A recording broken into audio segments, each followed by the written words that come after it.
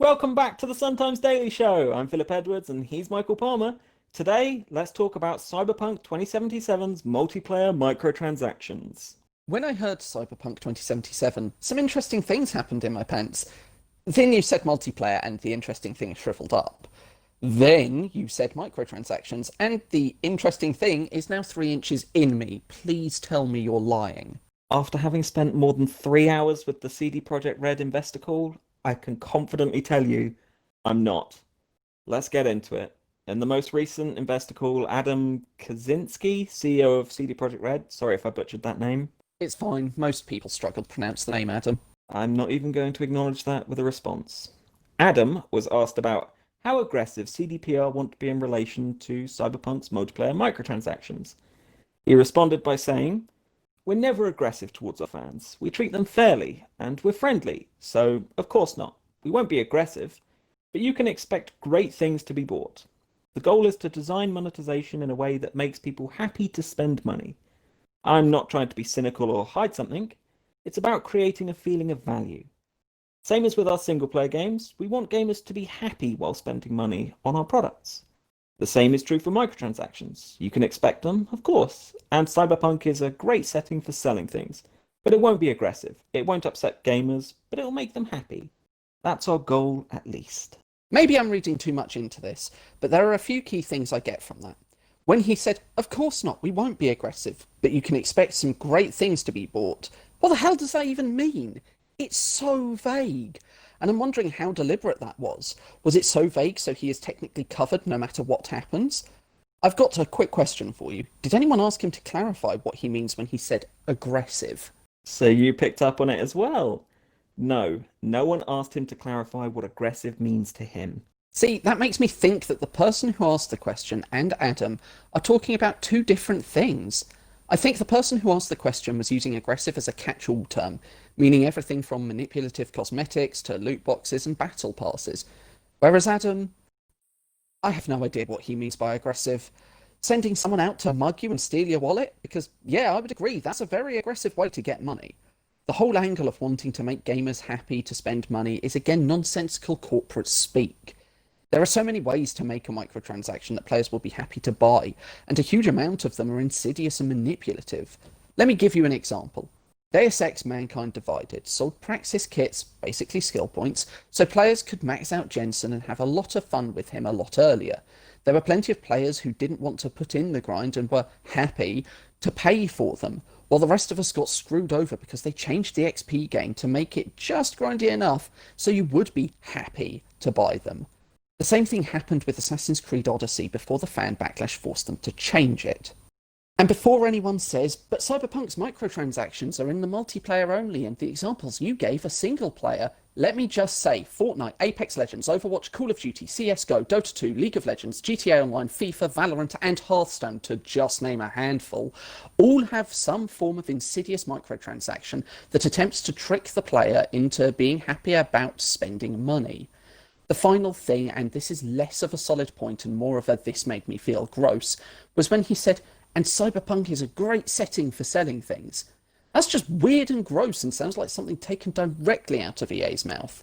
It also reminded me of the interview Todd Howard did with IGN where he said, Skyrim still has millions of players, but they have no touch point with them, which we all know means that they are annoyed that they don't have a way to monetize all the players still playing.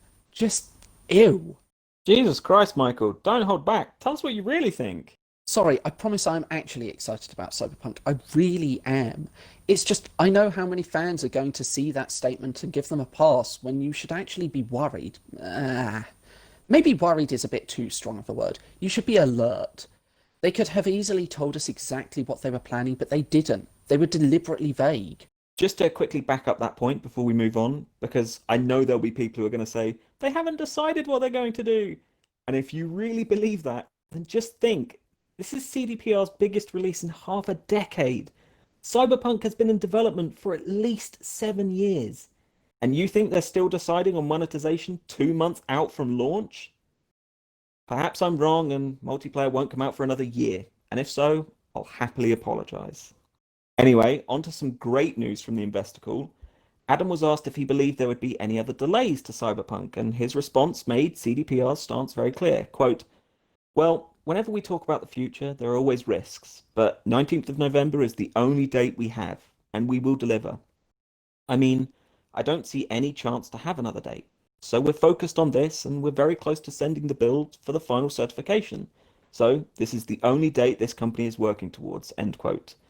So unless there's something major that happens, there will not be any more delays, and they will ship on November 19th. Despite everything I said earlier, I am so hyped for this game. And to hear that they definitely won't be delaying it, oh, that just tickles my pickle.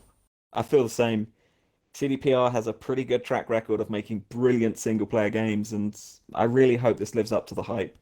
I think it's something we all collectively need, a beacon of hope that this industry can actually achieve more than loot boxes and battle passes. The next note from the call, they were asked about price increase for next gen versions of the games, and the response came from, you know what, Michael, you can read this name. Mi- Mikhail? Michael? Mikhail? No, no, Nowakowski? See, not so easy, is it? Mikhail responded by saying, quote, we launched our pre-orders at $60, and of course we're going to keep that price for consumers. We're not going to change it at the last minute to $70, end quote. Now, that's a not-so-subtle dig at Activision and 2K, who have priced the next-gen versions of this-gen games at $70, $10 more than the industry standard. So, just another reason among all the others as to why you should be hyped for Cyberpunk. The final note from the call, they briefly described the plan for post-launch content. They said it would be a similar path to Witcher 3, a series of free DLCs and paid expansions, which they will reveal in more detail before launch, so very soon. If they can match The Witcher in post-launch content, that would be truly impressive.